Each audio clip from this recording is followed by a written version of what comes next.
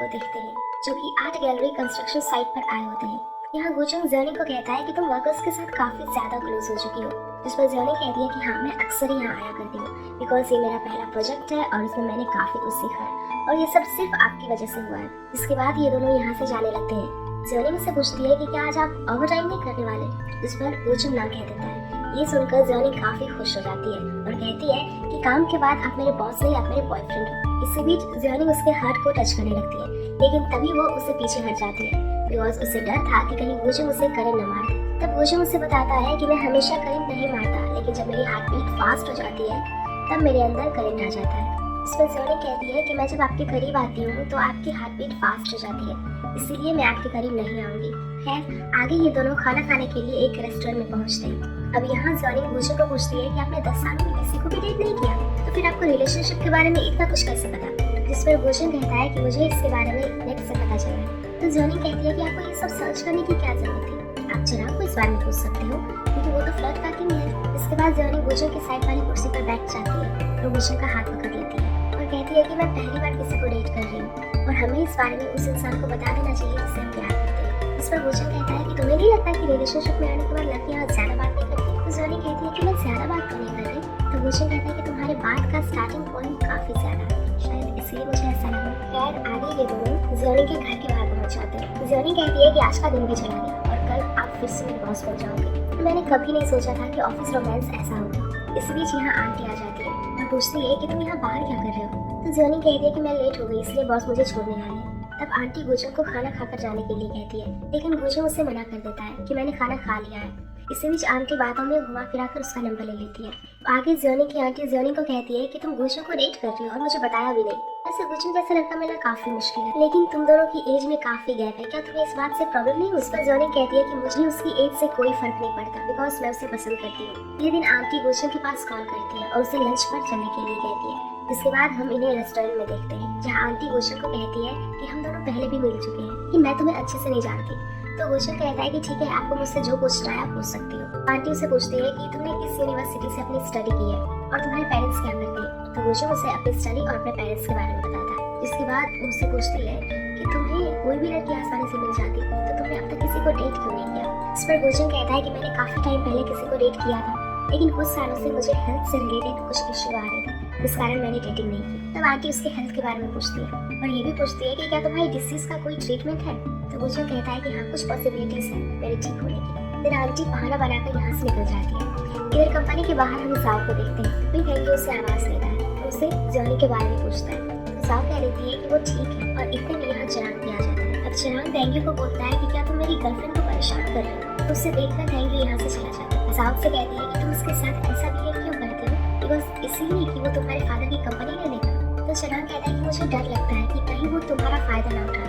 जिसमें साव कहती है कि मेरा तुमसे कोई लेना देना नहीं है। तो चिराग कहता है कि तुम फिर से शुरू हो गई, तुम्हें पता है मेरे हार्ट की कंडीशन फिलहाल ठीक नहीं चल रही है। तो साव कहती है कि जाओ अपना ट्रीटमेंट करवा लो। इसी दिन साव के पास एक कॉल आती है और वो कॉल पिक करके कहती है कि मैं आ रही हूँ। चिराग उसका हाथ पकड़ लेता है, पूछता है कि फोन पर कौन है। तो साव कहती है कि ये एजेंट है बिकॉज मैं अपने लिए एक नया घर ढूंढ रही हूँ। अब चिराग भी इसके साथ चलने के लिए कहता है और ये दोनों घर देखने के लिए चले जाते हैं। ये घर जाव के लिए काफी बड़ा होता है और उसे इतने बड़े घर की जरूरत नहीं होती। जिस पर चिराग कहता है कि तुमसे मिलने के लिए तुम्हारे दोस्त आते रहते हैं और कभी कभी जर्नी भी तुम्हारे पास सोने आती है, इसलिए ये घर तुम्हारे लिए परफेक्ट रहेगा। इधर चिराग एजेंट को चुपके से कहता है कि घर का हाफ रेंट मैं खुद पे करूंगा। इसके बाद एजेंट जाव को कहता है कि अगर आपको ये घर पसंद आता है तो मैं लैंडलॉर्ड से बात कर लेता हूँ और मैं गारंटी के साथ कह सकता हूँ इस घर का रेंट आपके पहले वाले अपार्टमेंट से कम ही होगा बिकॉज इस घर में एक आदमी मर गया था, जिस कारण इसकी वैल्यू घट गई।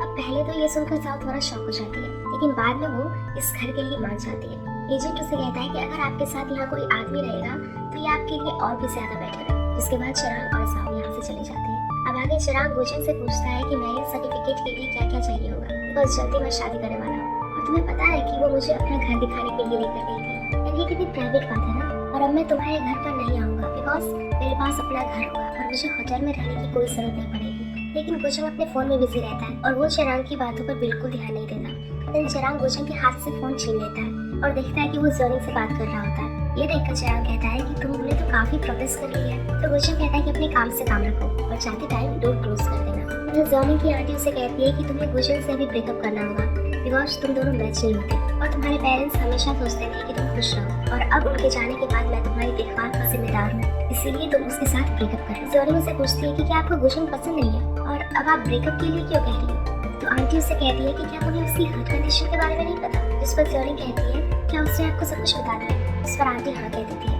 दरअसल जोनी सोच रही होती है कि शायद गुशन ने आंटी को अपने हार्ट के बारे में बता दिया, लेकिन असल में आंटी किसी और ही डिजीज के बारे में बात कर रही थी। अब अगले दिन जोनी कंपनी में अकेले होती है। देन वो इंटरनेट पर सर्च कर रही होती है कि प्यार में पड़ने पर मेंस क्या सोचते हैं। इसी बीच उसके पास गुशन का मैसेज आता है जो उससे पूछता है कि तुम क्या कर रही हो। तो जोनी उसे एक नोट की फोटो सेंड कर देती है और कहती है कि मैं स्टडी कर रही हूँ। इसी बीच वो सोचती है कि शायद गुशन को उसे बता देना चाहिए कि आंटी उससे मिलने गई थी। अब जोनी बार बार फोन की तरफ देखती है कि गुशन का मैसेज आएगा, और कुछ देर बाद खुद गुशन यहाँ आ जाता है और जोनी को वॉक पर चलने के लिए कहता है। इधर जाओ अपने नए घर में शिफ्ट हो जाती है और चिराग भी उसके साथ घर में रहने आया होता है। हालांकि जाओ से मना कर देती है, लेकिन चिराग भला कहाँ मानने वाला था और किसी तरह वो जाओ को कन्विंस कर लेता है। अब जोनी गुशन को एक जगह पर ले जा रही होती है और इसी बीच वो उससे पूछती है कि क्या आपने आंटी को अपने हार्ट के बारे में बता दिया। जिस पर गुशन कहता है कि मैंने उन्हें अपने हार्ट के बारे में नहीं बताया, बल्कि मैंने उन्हें कहा कि मुझे कुछ डिसीज है। खैर आगे ये दोनों अपने डेस्टिनेशन पर पहुंच जाते हैं जहाँ जोनी गुशन को एक घर दिखाती है। दरअसल ये जोनी की फैमिली का पुराना घर होता है। जोनी कहती है कि यंग एज में मैं अक्सर यहाँ पे छुट्टियाँ मनाने आती थी, लेकिन एक दिन सब कुछ जल गया और मैं काफी मेहनत से काम करके पैसे अर्न करूंगी और इस घर को दोबारा रिकंस्ट्रक्शन करवाऊंगी, बिकॉज मेरे फादर चाहते थे कि ये घर हमेशा इनहेबिटेड रहे, इसीलिए अब मैं उनका सपना पूरा करूंगी। जिस पर गुशन कहता है कि मैं भी इसमें तुम्हारी हेल्प करूंगा। खैर आगे जोनी अपने घर जाती है। उसकी आंटी को पता होता है कि जोनी अभी गुशन के साथ डेट कर रही है। वो उसे कहती है कि क्या तुम्हारी समझ में नहीं आता कि मैंने तुमसे क्या कहा था। तो जोनी कहती है कि मैं बड़ी हो चुकी हूँ, इसलिए मुझे पता है कि मेरे लिए क्या अच्छा और क्या बुरा है। ये सुनकर आंटी कहती है कि अच्छा तो तुम्हें अब मेरी जरूरत नहीं है। तो वो गुस्सा हो जाती है। तब जोनी उसके पास बैठती है और कहती है कि मेरा वो मतलब नहीं था। इसी बीच वो उसे बताती है कि मैं गुजर के साथ पुराने घर पर गई थी। आंटी उसे कहती है कि गुजर को हेल्थ रिलेटेड डिसीज है, इसलिए मैं तुम दोनों के खिलाफ हूँ। तब जोनी उसे बताती है कि गुजर ही वो लड़का था जिसने मुझे 10 साल पहले बचाया था और मेरी वजह से उसे हेल्थ इश्यू है। इधर गुजर खुद को जांच करने लगता है, जिस दौरान उसके हाथ में पेन होने लगता है, इसलिए वो डॉक्टर के पास कॉल करता है, लेकिन डॉक्टर कॉल पिक नहीं करता। इधर चिराग के पास भी नोटिफिकेशन चली जाती है। फिर वो गुजर के पास कॉल करके इसके बारे में पूछता है। उसमें गुजर कहता है कि मैं ठीक हूँ एंड ये एपिसोड यही खत्म हो जाता है। एपिसोड 24 स्टार्ट होता है और हम गुजर को देखते हैं जो कि कंपनी से कहीं जाने वाला होता है। तभी सुमन उससे पूछती है कि आप कहाँ जा रहे हो। तो गुजर बताता है कि मेरे पेरेंट्स आए हुए हैं, इसलिए मुझे उनके साथ खाना खाने जाना है। जिस पर सुमन कहती है कि क्या मैं भी आपके साथ चलूं, बिकॉज हर बार मैं ही उन्हें एयरपोर्ट से पिक करने जाती हूँ। लेकिन गुजर उसे मना कर देता है और जोनी को लेकर यहाँ से चला जाता है।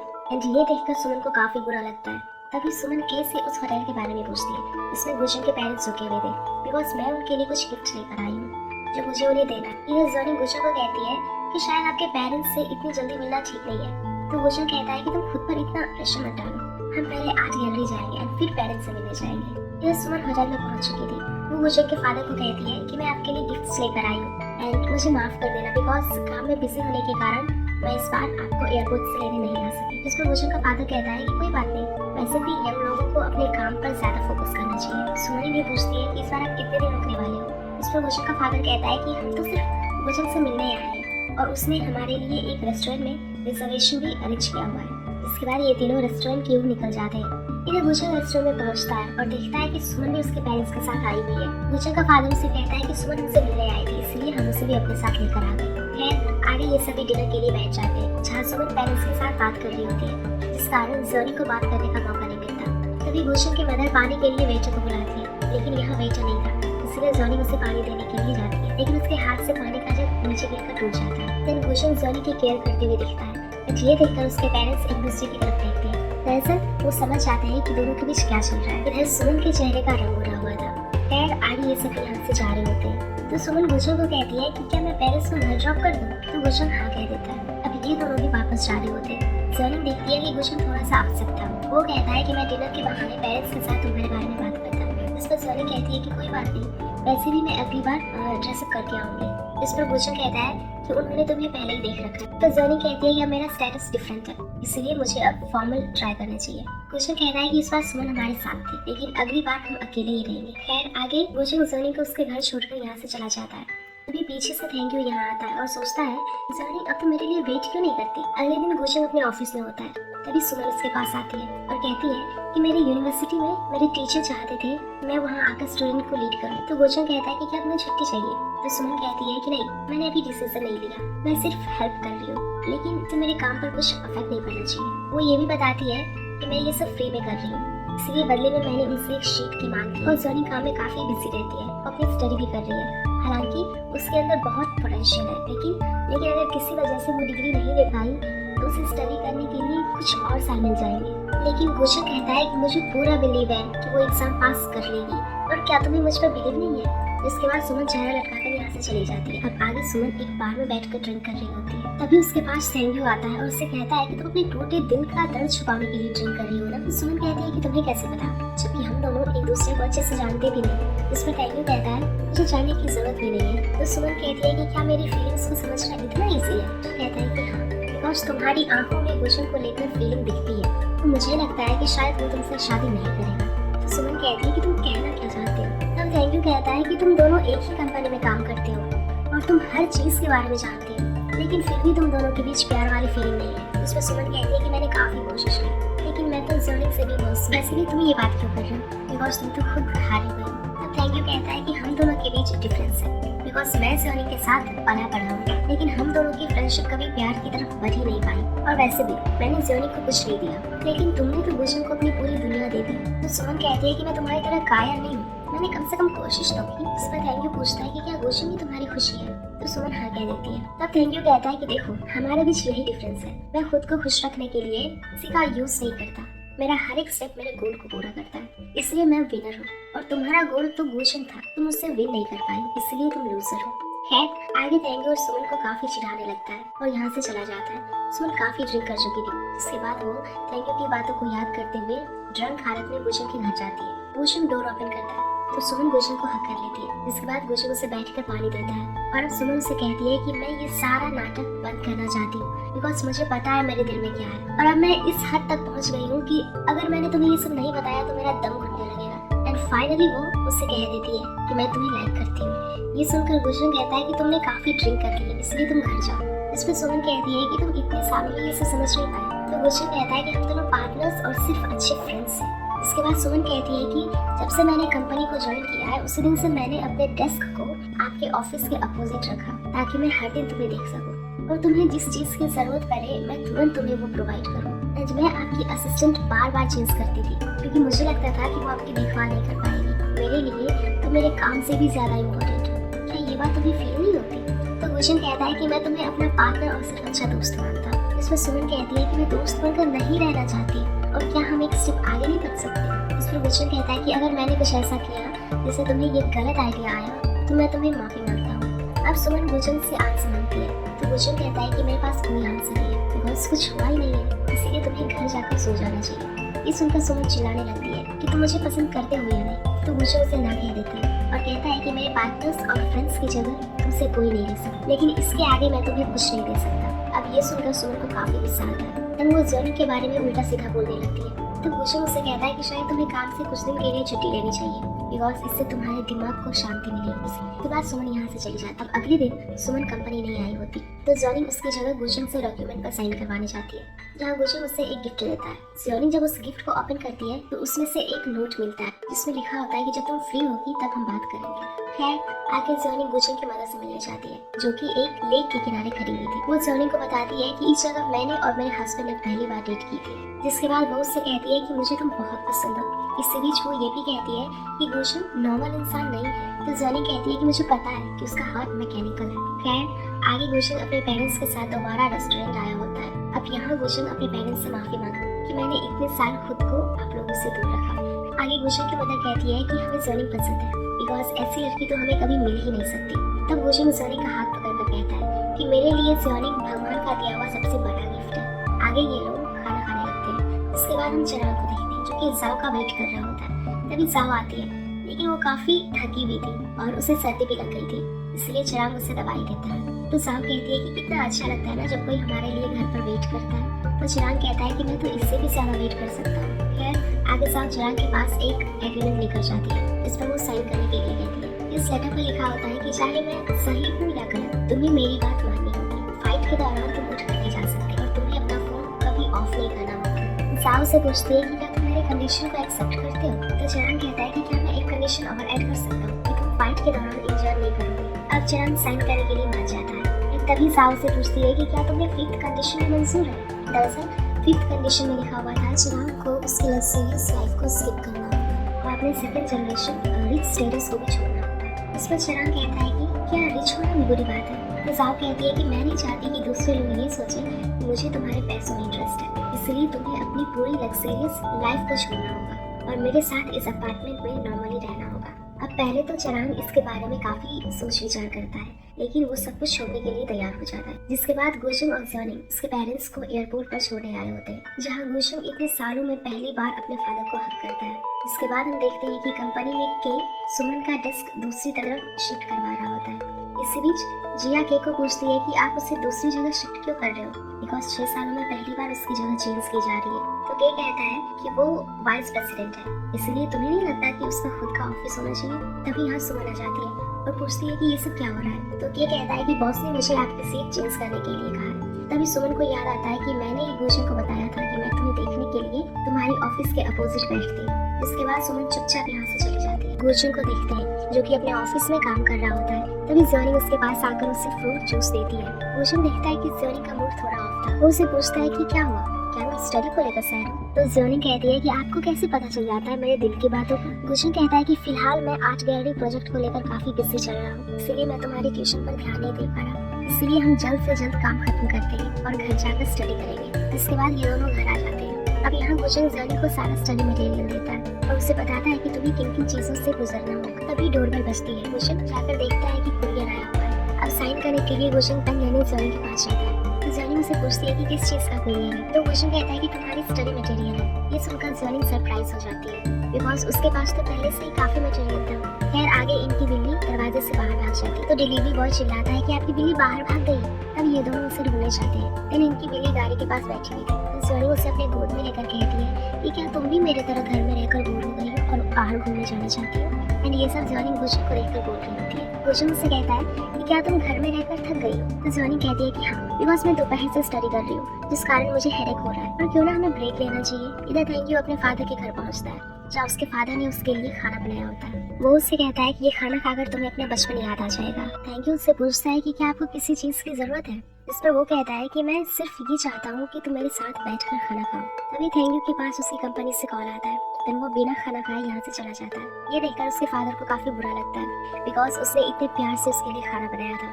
थैंक यू ट्रैफिक लाइट पर रुका होता है। तभी वो देखता है कि एक पर्सन अपने बेटे के साथ रोड क्रॉस कर रहा होता है। अब इन्हें देखकर थैंक यू को अपना बचपन याद आ जाता है। इसी बीच हमें एक फ्लैशबैक सीन दिखाया जाता है। पता चलता है कि स्कूल टाइम में कुछ शरारती बच्चे थैंक यू को बहुत ही बुली किया करते थे और उसे ताने मारते थे कि तुम्हारे फादर ने स्कैम किया है। लेकिन उस टाइम ज़र्निंग ने थैंक यू का साथ दिया था। यही नहीं, ज़र्निंग उसे अपने हिस्से का खाना भी दिया करती थी और थैंक यू उसके साथ प्रॉमिस किया करता था कि जब मैं मैच्योर हो जाऊंगा मुझे और तुम्हें कोई भी बुली नहीं किया करेगा, बिकॉज मैं तुम्हें प्रोटेक्ट करूंगा। खैर आगे हम ज़र्निंग को देखते हैं जो कि गुशंग को करोगे सिंगिंग सुना रही होती है और जब उसका सॉन्ग पूरा हो जाता है तो गुशंग उससे कहता है कि मुझे नहीं लगता कि केस से हमें आराम मिल रहा है, क्योंकि मैं तो तुम्हारा गाना सुनकर थक गया हूँ। तो ज़र्निंग कहती है कि ठीक है अब तुम्हारी बारी है, इसलिए तुम सिंगिंग करो। इसके बाद ज़र्निंग गाना गाने लगती है और उसके पीछे पीछे गुशंग भी गाने लगता है। जी एक ब्यूटीफुल मोमेंट होती है। फिर हम सुमन को देखते हैं जो कि ड्रिंक कर रही होती है। तभी थैंक यू उसके पास आकर उससे बात करने लगता है। सुमन उसे बताती है कि कैसे गुशंग ने उसे रिजेक्ट कर दिया। थैंक यू उसे कहता है कि भले ही हम दोस्त नहीं बन सकते, लेकिन हम दोनों को दुश्मन भी नहीं बनना चाहिए। वो उससे अपना बिजनेस कार्ड देता है और कहता है कि हम दोनों साथ में मिलकर अपनी ब्रोकन रिलेशनशिप के बारे में तो बात कर ही सकते हैं, हम साथ में ड्रिंक भी कर सकते हैं। अभी काफी ज्यादा ड्रिंक कर रही थी, जिस कारण थैंक यू को खुद उसे उसके घर छोड़ने जाना पड़ता है। अब अगले दिन थैंक यू गुशंग के पास ही प्रोजेक्ट लेकर जाती। दरअसल डायरेक्टर जियो अपनी कंपनी का एक ऑफिस दूसरी सिटी में बनवाना चाहता था और उस ऑफिस के डिजाइन के लिए थैंक यू गुशंग के पास आया होता है। इसी बीच वो गुशंग को ये भी बताता है कि जल्दी ही वो डायरेक्टर जियो की कंपनी का सीईओ बन जाएगा। गुशंग कह रहा है कि ठीक है, मैं पहले प्रोजेक्ट तो अच्छे से चेक करूंगा, इसके बाद मैं तुम्हें कॉल कर दूंगा। अब गुशंग को इस प्रोजेक्ट को लेकर कुछ गड़बड़ लगती है, इसलिए वो चिराग के पास कॉल करता है और उसे बताता है कि थैंक यू मेरे पास प्रोजेक्ट के लिए आया था। तो चिराग कहता है कि शायद मेरे फादर ने मुझे नीचा दिखाने के लिए तुम्हारे पास थैंक यू को भेजा होगा। तो गुशंग उससे बताता है कि थैंक यू कह रहा था मैं जल्दी कंपनी का सीईओ बनने वाला हूँ, इसलिए तुम्हें अपने फादर के साथ इस बारे में बात करनी चाहिए।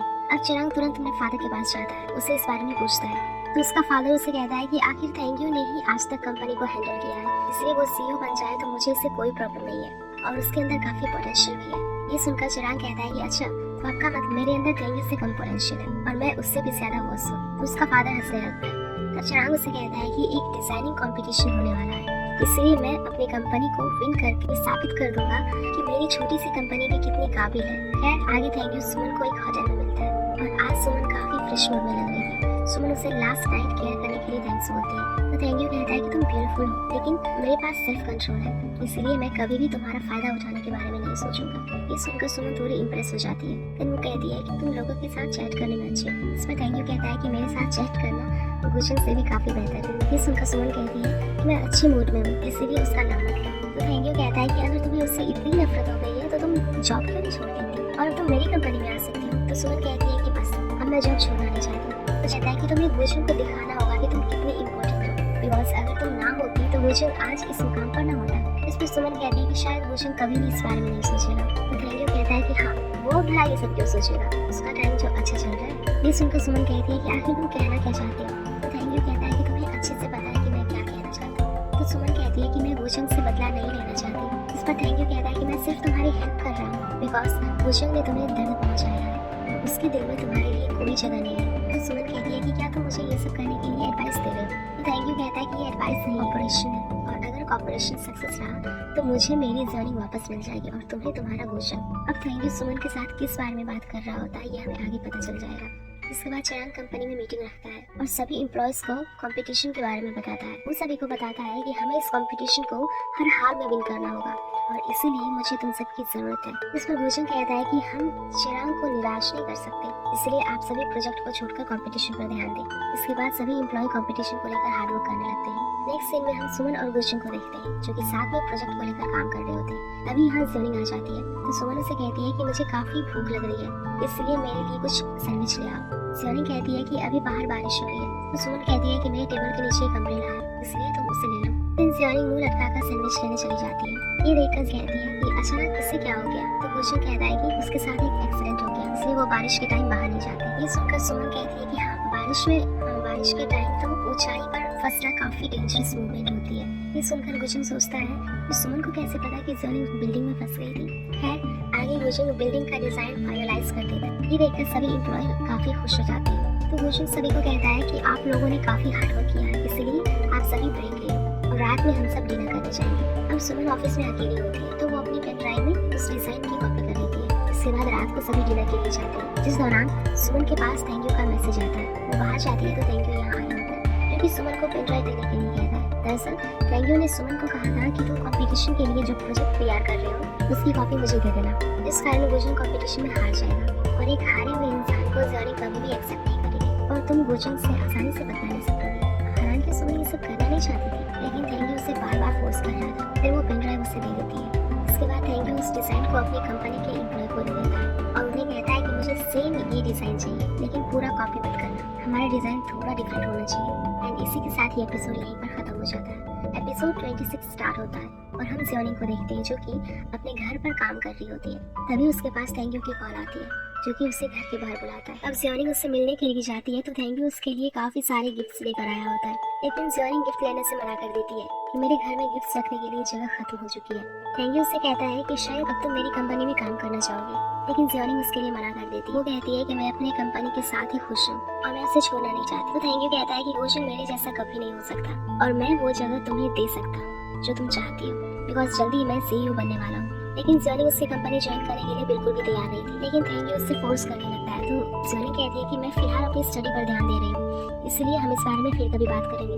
फिर वो अपने घर में चली जाती है, इस कारण थैंक यू निराश हो जाता है। खैर आगे प्रोजेक्ट प्रेजेंटेशन का दिन आ जाता है तो गुलशन अपनी टीम के साथ प्रेजेंटेशन देने पहुंच जाता है। यहाँ और भी काफी सारे डिजाइनर्स आए होते हैं, लेकिन ये सभी अपनी बारी आने का इंतजार कर रहे होते हैं। अब कुछ देर बाद गुलशन अपनी टीम के साथ अंदर जाता है और देखता है कि उसका डिजाइन पहले से स्क्रीन पर रन कर रहा है। ये देखकर वो काफी शॉक हो जाते हैं और आपस में बात करने लगते हैं कि किसी ने कंपनी को धोखा दिया है, बिकॉज ये वही डिजाइन था जो सुमन ने थैंक यू को कॉपी करके दिया था। अब इनके पास प्रेजेंटेशन देने के लिए कोई भी प्रोजेक्ट नहीं था, इसलिए चिराग गुलशन को कहता है कि हमें यहाँ से जाना चाहिए या प्रेजेंटेशन देना है, ये फैसला तुम्हें ही करना है। थैंक यू इनके पास आ जाता है और कहता है कि क्या कोई प्रॉब्लम है, क्योंकि सभी को प्रॉपर टाइम मिला है, इसलिए तुम्हें जल्दी से प्रेजेंटेशन देनी चाहिए। लेकिन इनकी समझ नहीं आ रहा था कि अब क्या करें, क्योंकि इनका प्रोजेक्ट कॉपी हो चुका था। अब इनकी काफी इंसल्ट होने वाली थी। तभी गुशन केक को प्रेजेंटेशन के लिए पेन ड्राइव दे देता है और खुद स्टेज पर जाकर प्रेजेंटेशन देने लगता है। इधर सभी ये देखकर शॉक हो जाते हैं बिकॉज स्क्रीन पर एक न्यू डिजाइन आ चुका था जो कि गुशन की कंपनी ने तैयार किया था। किसी को समझ नहीं आ रहा होता है कि ये डिजाइन कहाँ से आया। इधर ये सब देखकर थैंक और सुमन की हालत खराब हो चुकी थी। थैंक सोच रहा था कि शायद सुमन ने उसे बेवकूफ बनाया। इधर चिराग काफी खुश दिखाई दे रहा था। वो ज़ोनी को पूछता है कि क्या तुम्हें पता है कि यहाँ क्या चल रहा है। तो ज़ोनी उसे हाँ में इशारा करती है और हमें एक फ्लैशबैक सीन दिखाया जाता है जिसमें पता चलता है कि गुशंग ने जब पहले वाला डिजाइन फाइनल कर लिया था तो वो एक दूसरे डिजाइन पर काम कर रहा था जो कि ज़ोनी को काफी पसंद आया और उसने अपने ओपिनियन भी दिए। तब इन दोनों ने मिलकर उस डिजाइन को पूरा किया और उसे एज बैकअप फॉर्म में रख लिया था जो कि अब मजबूरी में इनके काम आ गया। इसीलिए थैंक यू कहता है कि ये वो डिजाइन नहीं है जो तुमने सबमिट किया था। इस पर गुशन पूछता है कि क्या ये रूल्स के खिलाफ है। बस अचानक मेरे दिमाग में एक न्यू डिजाइन आ गया इसलिए मैंने इसे ही प्रेजेंट कर दिया।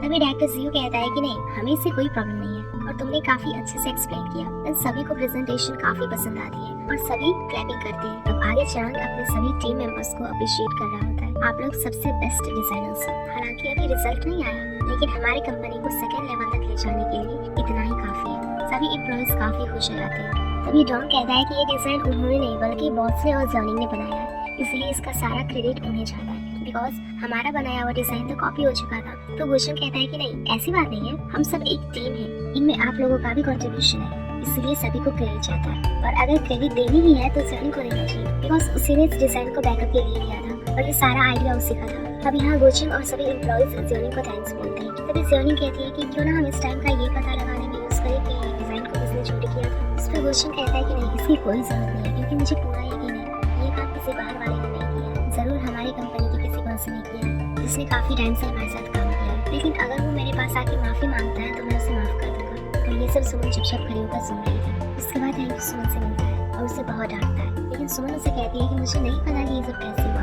क्योंकि मैंने तो अपना काम सही से किया था, लेकिन मैं ही पागल हूँ जो तुम्हारे कहने को से बदला लेने के चक्कर में पड़ गई। इस पर थैंक कहता है कि तुम्हें लगता है कि तुम भी इससे अफेक्ट हुई हो, बल्कि तुमसे ज्यादा मेरी हालत खराब है।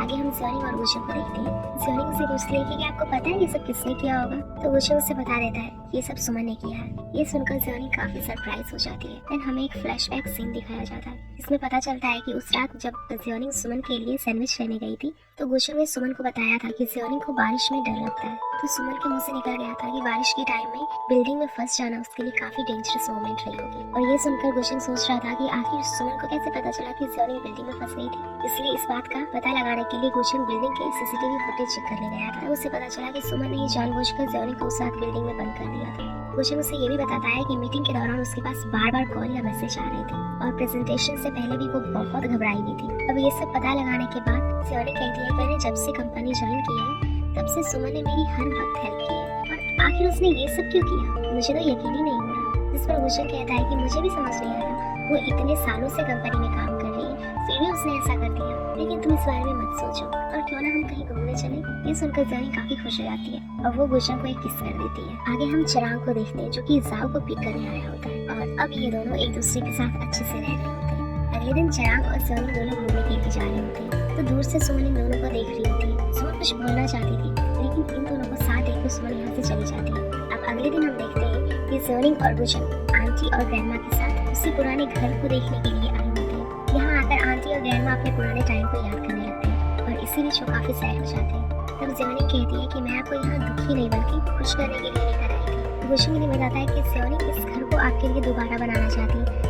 आगे ज़ोनिंग अपनी ग्रैंडमा की नदी के किनारे बैठी होती है और उसे अपने बचपन के बारे में बता रही होती है। जब मैं छोटी थी तो मैं नदी में फिशिंग किया करती थी और आप मेरी चिंता करते थे कि कहीं मैं नदी में गिर ना जाऊं। इधर आंटी और गुशन बेस से इन्हें देख रहे होते हैं। गुशन आंटी को बताता है कि हम पहले भी यहाँ आ चुके हैं। तो आंटी कहती है कि भले ही ज़ोनिंग कई सारी पार्ट टाइम जॉब कर चुकी है लेकिन अभी भी उसे उतना एक्सपीरियंस नहीं है, इसलिए अगर वो कोई गलती करे तो तुम उसे टॉलरेट करना। इधर ज़ोनिंग इन दोनों को देख लेती है और वो गुशन के पास कॉल करके पूछती है कि आंटी तुमसे क्या बात कर रही है। जिस पर गुशन कहता है कि आंटी ने मुझे कहा कि अगर मैं तुम्हें थोड़ा सा भी दुख पहुंचाऊंगा तो वो मुझे इस नदी में फेंक देगी और सारी मछलियाँ मुझे खा लेंगी। जिस पर ज़ोनिंग कहती है कि मैं आपको जलपरी बनकर बचा लूंगी। इधर हम चिराग और जाओ को देखते हैं जो कि घर की लाइट ठीक कर रहे होते हैं। तभी जाओ के पास एक कॉल आती है एंड तभी चिराग को करंट लग जाता है और नीचे गिरने की वजह से उसकी पीठ पर चोट लग जाती है। अब आगे जाओ उसकी पीठ की मालिश कर रही होती है। इस दौरान चिराग कहता है कि देखो ये जलती हुई कैंडल्स कितनी रोमांटिक लग रही है ना, क्यों ना मैं कुछ करना चाहिए। तो जाओ कहती है कि तुम इस टाइम भी ये सब बकवास कैसे सोच सकते हो।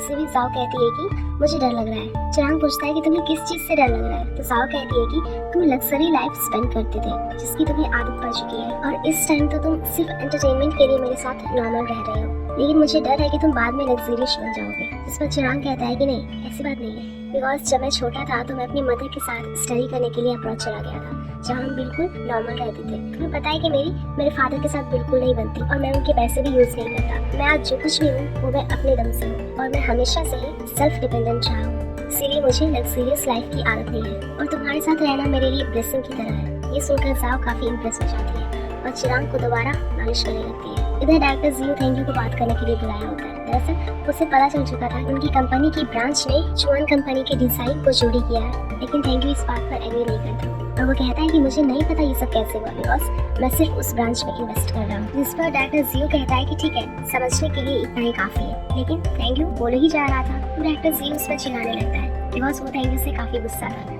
थैंक यू उन्हें समझाने की काफी कोशिश करता है, लेकिन डायरेक्टर जी उसकी एक नहीं सुनता। जिसके बाद थैंक यू अपने ऑफिस में होता है, तो लीव उसके पास कुछ डॉक्यूमेंट साइन करवाने आता है। तो सीरीज वो बताता है कि आप कंपनी के सीईओ अभी नहीं बन रहे, लेकिन आपको डायरेक्टर जियो ने डिपार्टमेंट मैनेजर बनाया हुआ है, इसीलिए आप इन डॉक्यूमेंट पर साइन कर दीजिए। अब थैंक यू काफी गुस्से में उन डॉक्यूमेंट्स पर साइन करता है, बिकॉज वो सीईओ बनने ही वाला था, लेकिन अब वो सिर्फ डिपार्टमेंट मैनेजर ही रहेगा। इसके बाद हम सुमन को देखते हैं जो कि घर जा रही होती है। तभी उसके पास भूषण की कॉल आती है कि उसे ऑफिस में आने के लिए कहता है, और जब सुमन उसके पास पहुंचती है तो भूषण उससे कहता है कि मैं कई दिनों से इंतजार में था कि तुम मेरे पास आओगी, लेकिन तुम मेरे पास आई ही नहीं।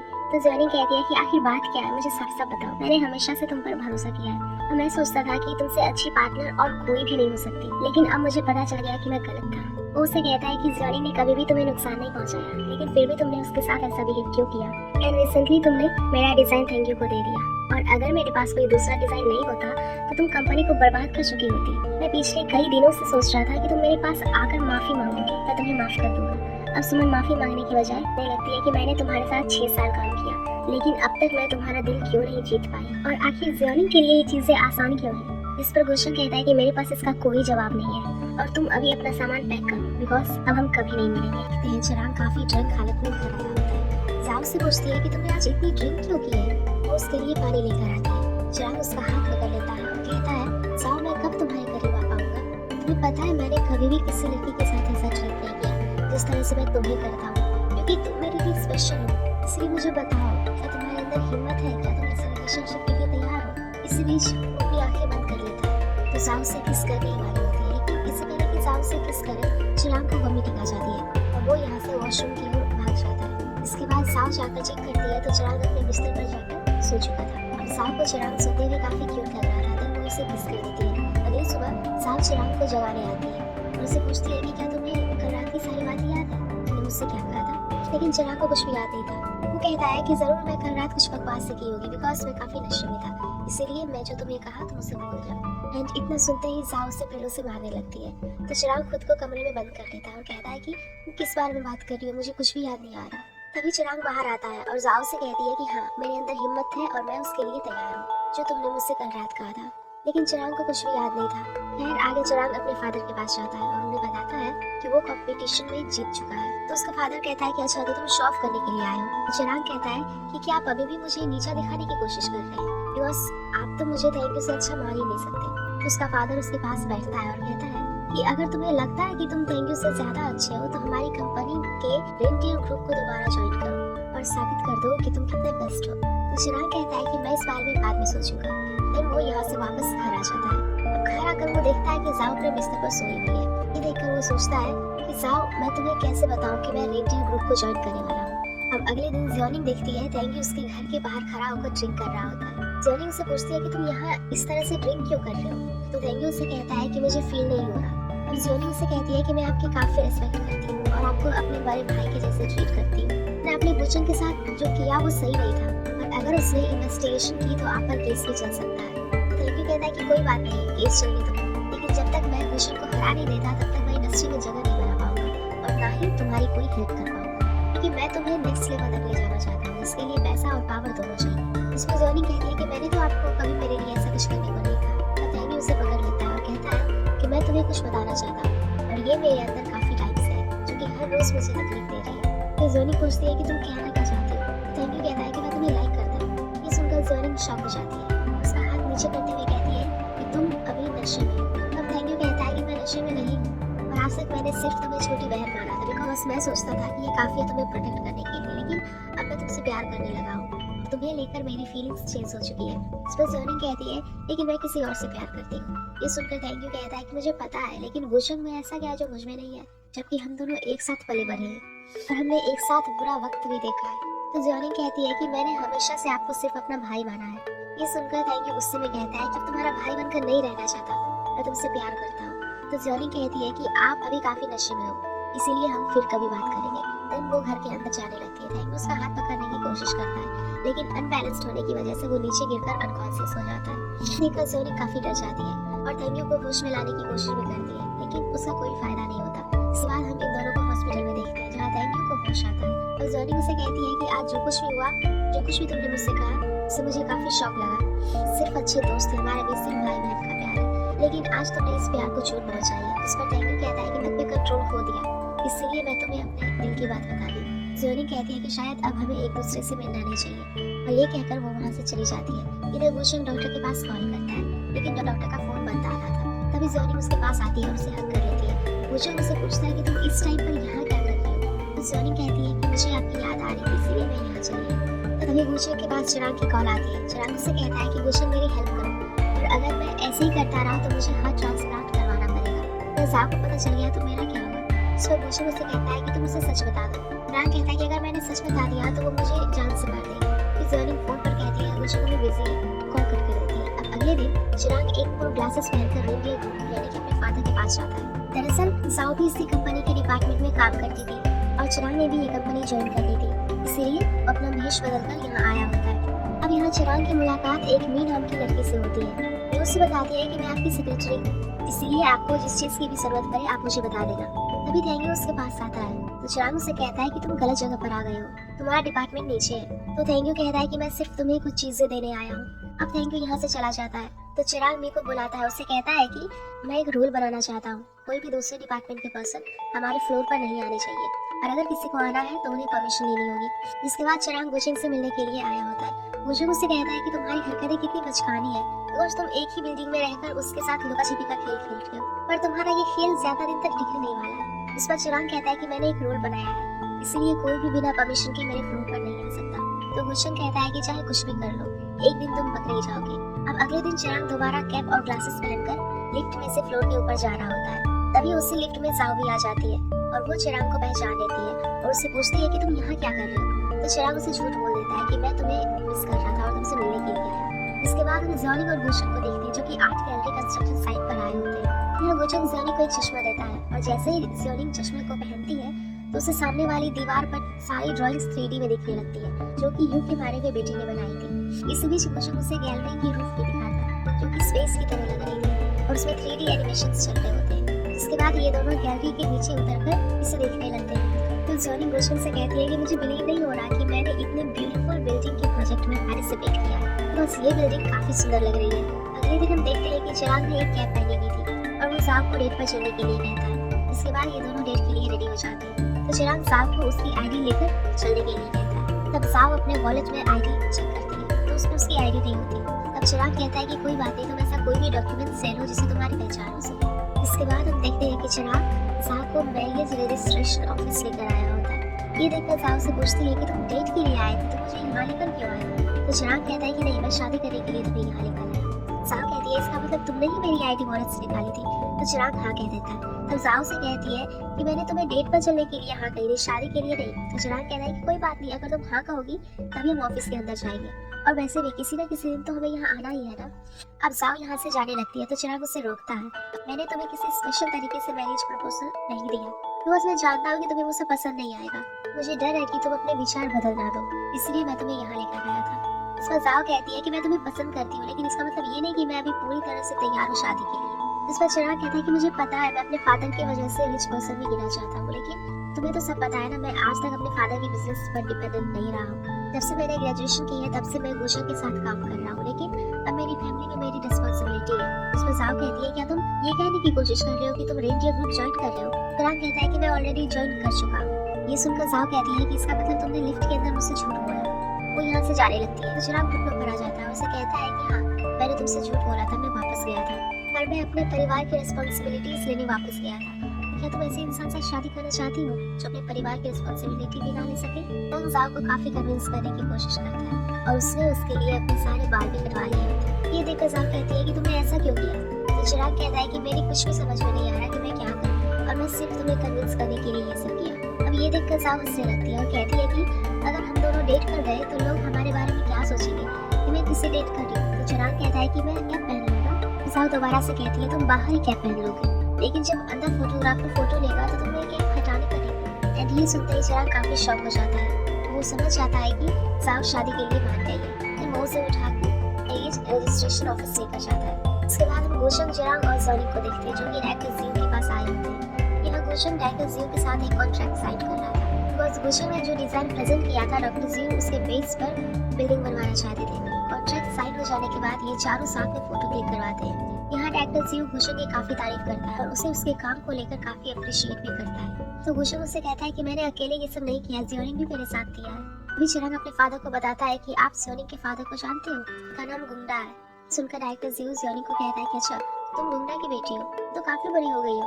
वो सभी को रेस्टोरेंट रिजर्वेशन में इन्वॉल्व होने के लिए कहता है। इसी बीच हम देखते हैं कि डायरेक्टर जियो जियोनिक को काफी अजीब तरीके से देख रहा होता है। आगे हम चिराग को देखते हैं जो कि गोशंग को मैरिज सर्टिफिकेट दिखाकर शो ऑफ मार रहा होता है बिकॉज जाओ के साथ शादी करके वो काफी खुश था। इसके बाद यहाँ जियोनिक और जाओ भी आ जाते हैं। देन ये सभी हैप्पी ओकेजन को सेलिब्रेट करते हैं।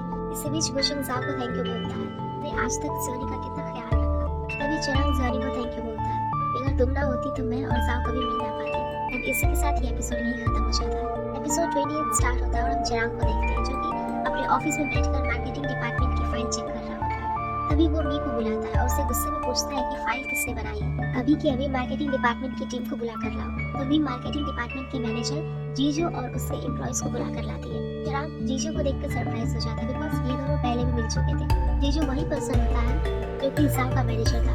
चिराग जीजू को कहता है कि मैंने शायद तुम्हें पहले से देखा है, जिस पर जीजू कहता है कि मेरे जैसे काफी सड़कों पे घूमते रहते हैं। तभी यहाँ जाओ भी आ जाती है और चिराग जीजू को पूछता है कि फाइल किसने तैयार की है, ये मेरी समझ में बिल्कुल भी नहीं आ रहा, कितनी गंदी है। तभी जाओ कहती है कि ये मैंने तैयार की है। इस सुनकर चिराग जीजू को कहता है कि कोई फर्क नहीं पड़ता कि किसने तैयार की है, लेकिन तुम्हें तो कम से कम इस पर ध्यान देना चाहिए, इसलिए नेक्स्ट टाइम खुद का काम खुद किया करो।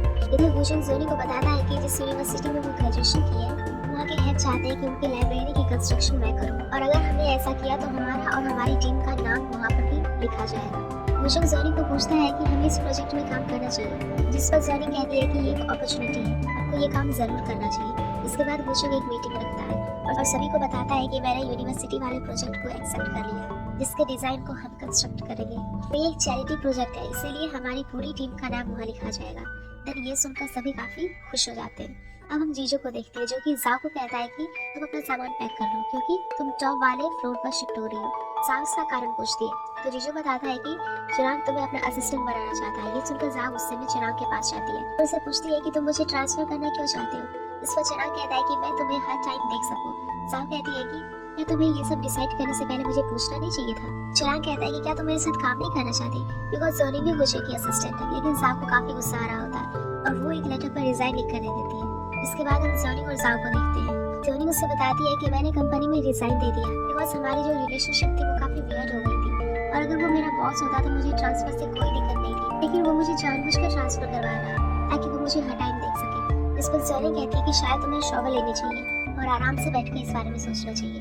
इधर भूषण अपनी कैट को देख रहा होता है एंड तभी उसके हाथ में पेन होने लगती है। तब वो अपनी वॉच को देखता है, उसमें काउंटिंग ऊपर नीचे हो रही थी। ये देखकर भूषण सोफे पर बैठकर डॉक्टर के पास कॉल करने लगता है लेकिन कॉल लगने से पहले ही वो अनकॉन्शियस हो जाता है। नेक्स्ट मॉर्निंग भूषण को होश आता है लेकिन उसके समझ में नहीं आ रहा था कि उसके साथ ये सब क्यों हो रहा है। इधर डायरेक्टर सीईओ एक मीटिंग रखा था और सभी को बताता है कि चिराग की रीसेंट परफॉर्मेंस काफी अच्छी है, इसलिए जिस जिसको लगता है कि चिराग सीईओ बनना चाहिए वो अपना हाथ ऊपर करे। पहले डायरेक्टर सीईओ खुद ही अपना हाथ ऊपर कर देता है और ये देखकर सभी अपना हाथ ऊपर कर लेते हैं। वही थैंक यू का चेहरा उतरा हुआ था लेकिन मजबूरी में उसे भी हाथ ऊपर करना ही पड़ा। इसके बाद थैंक यू अपने ऑफिस में आ जाता है एंड वो काफी गुस्से में था। तभी वो अपने लैपटॉप में एसेट लिएबिलिटी स्टेटमेंट चेक करता है। इसे देखते ही उसे कुछ याद आ जाता है और वो तुरंत ही मीटिंग रूम में जाकर एक रवि नाम के पर्सन से मिलता है। रवि पूरी कंपनी में फाइनेंस डिपार्टमेंट मैनेजर होता है। थैंक से पूछता है कि क्या वो हमारे अकाउंट को चेक करे। इस पर रवि हाँ कह देता है, शायद वो उन्हें चेक करेगा। थैंक से बताता है कि आपको वो फंड्स याद है जो मैंने लास्ट टाइम ट्रांसफर करवाए थे। तो रवि कहता है कि हाँ, मैंने जो ट्रांसफर करवा दिए। तो थैंक कहता है कि आपको मेरी हेल्प करनी होगी। वो उससे कहता है कि आप उस कॉन्ट्रैक्ट के बारे में किसी को मत बताना, मैंने उसके लिए जो लीगल इश्यूज है उन सबको सॉल्व कर दूंगा। और क्या मैं स्टेटमेंट को पर्सनल लोन की फॉर्म में दिखा सकता हूँ? इस पर रवि कहता है कि ये अमाउंट काफी बड़ा है और हम इतने बड़े अमाउंट को प्रोसेस नहीं कर पाएंगे। इस पर थैंक कहता है कि हम एक दूसरे से फैमिलियर हैं, इसलिए मेरी हेल्प करो। इस पर रवि कहता है कि अब कुछ नहीं हो सकता और किसी तरह थैंक रवि को मना लेता है। लेकिन रवि उससे कहता है कि मैं सिर्फ तुम्हें 1-2 दिन का टाइम दे सकता हूँ। तो थैंक उससे थैंक बोलता है। इधर गुलशन भी अपने लैपटॉप पर काम कर रहा था, तभी अचानक वो काफी ज्यादा इलेक्ट्रिसिटी प्रोड्यूस कर देता है, जिस कारण पूरी कंपनी की लाइट चली जाती है। ये देखकर सभी हैरान हो जाते हैं। तभी ज़र्निंग गुलशन की तरफ देखती है तो गुलशन चुपचाप अपने डेस्क पर बैठा हुआ था और वो काफी वियर्ड सी मूवमेंट कर रहा था। इधर चिराग घर आकर जाव से माफी मांगता है बिकॉज उससे बिना जाव से पूछे उसे ट्रांसफर करने के बारे में सोचा था। अगले दिन गुलशन और ज़र्निंग ऑफिस के बाहर मिलते हैं, जिस दौरान गुलशन देखता है कि एक लेडी के हाथ में उसके बच्चे की ट्रॉली छूट गई है और सामने से एक बाइक आ रही थी। अब किसी तरह गुलशन उस बच्चे को साइड कर देता है। बच्चे को बचाने के चक्कर उस बाइक वाले से गुलशन के हाथ में लग जाती है। दिन वो वहीं अनकॉन्शियस हो जाता है। अब ये देखकर ज़र्निंग काफी घबरा जाती है और रोते हुए पास खड़े लोगों को एम्बुलेंस बुलाने के लिए कहती है। इसके बाद ज़र्निंग गुलशन को एम्बुलेंस में हॉस्पिटल ले जा रही होती है। इसी बीच उसके पास चिराग की कॉल आती है क्योंकि उसके पास में नोटिफिकेशन पहुंच गई थी, इसीलिए ज़र्निंग उससे सब बता दी। हॉस्पिटल में डॉक्टर ने बताता है कि गुलशन की सर्जरी सक्सेसफुल हो गई है और उसे होश भी आ चुका है, लेकिन हमने सिर्फ उसकी फिजिकल इंजरी को ठीक किया है और कुछ ऐसी चीजें हैं जिन्हें हम ठीक नहीं कर सकते। ये लोग समझ जाते हैं कि डॉक्टर उससे हाथ के बारे में बात कर रहा है। तो चिराग कहता है कि हमें डॉक्टर पेरी को कॉल करना चाहिए क्योंकि वो गुलशन के पर्सनल डॉक्टर है। डॉक्टर कहता है कि उस डॉक्टर को जल्द से जल्द यहाँ बुलाना होगा क्योंकि गुलशन की हालत खराब हो सकती है। अब आगे चिराग और ज़र्निंग दोनों गुलशन के पास जाते हैं, लेकिन गुलशन ज़र्निंग को कहता है कि ये अच्छी बच्ची हो लो और घर चली जाओ बिकॉज गुलशन नहीं चाहता था कि ज़र्निंग को कोई परेशानी हो। खैर ज़र्निंग यहाँ से चली जाती है तो गुलशन चिराग को बताता है कि मुझे पहले से भी हार्ट में पेन हुआ था, मेरी समझ में नहीं आ रहा कि ये सब क्यों हो रहा है। चिराग गुलशन को पूछता है कि क्या तुमने डॉक्टर से बात की? तो गुलशन कहता है कि उनका फोन बंद आ रहा था। इसके बाद चिराग अगले ही फ्लाइट से डॉक्टर के डेस्टिनेशन पर पहुंच जाता है। अब यहाँ चिराग डॉक्टर के असिस्टेंट क्विंसी को डॉक्टर पर के बारे में पूछती है तो उसे पता चलता है कि डॉक्टर पर अब इस दुनिया में नहीं रहे और डॉक्टर के जाने के बाद इस लैब को कौन संभालेगा। इस पर क्विंसी कहती है कि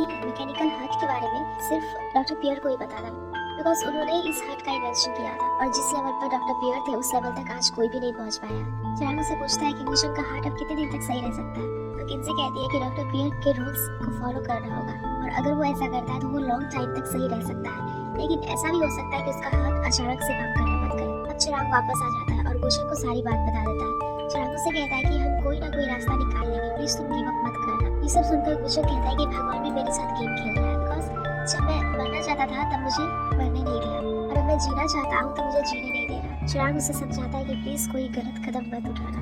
अब गुलशन उससे कहता है कि शायद मुझे अब पहले जैसा ही हो जाना चाहिए बिकॉज मुझे पता चल गया है कि मैं नॉर्मल लाइफ नहीं जी सकता और मुझे डर है कि अगर मैं अचानक से मर गया तो ज़र्निंग पर क्या बीतेगी और शायद मुझे अपनी रिलेशनशिप को खत्म कर देना चाहिए ताकि ज़र्निंग मेरे पीछे आएगी, उसको तकलीफ होगी, लेकिन ये तकलीफ मेरे मरने के बाद वाली तकलीफ से ज्यादा बेटर रहेगी। अगले दिन ज़र्निंग हॉस्पिटल में पहुंचती है तो गुलशन वहाँ नहीं होता। वो उसे कॉल लगाती है तो गुलशन उसे बताता है कि वो डिस्चार्ज हो चुका है और इस टाइम कंपनी में है। ज़र्निंग तुरंत कंपनी में पहुंच जाती है तो गुलशन एम्प्लॉय के साथ बात कर रहा होता है, लेकिन वो ज़र्निंग पर बिल्कुल भी ध्यान नहीं देता और चुपचाप अपने ऑफिस में चला जाता है। सभी सोचते हैं कि गुलशन आज इतना वियर्ड बिहेव क्यों कर रहा है। इसके बाद गुलशन एक मीटिंग रखता है जहाँ वो डॉग की बिना किसी खास वजह से इंसल्ट कर देता है। आगे ज़र्निंग से पूछते हैं कि क्या आप ठीक हो? तो गुलशन कहता है कि मुझे पता है मैं कैसा हूँ। ये सुनकर ज़र्निंग को काफी बुरा लगता है।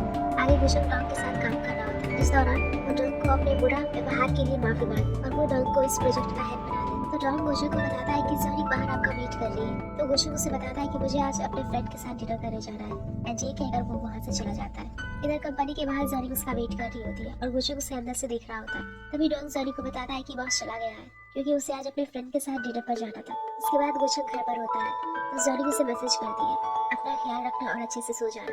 तो गुलशन उसे रिप्लाई करता है कि तुम मुझे कल पिक करने बताना। इसके बाद वो सो जाता है एंड ये एपिसोड यहीं पर खत्म हो जाती है।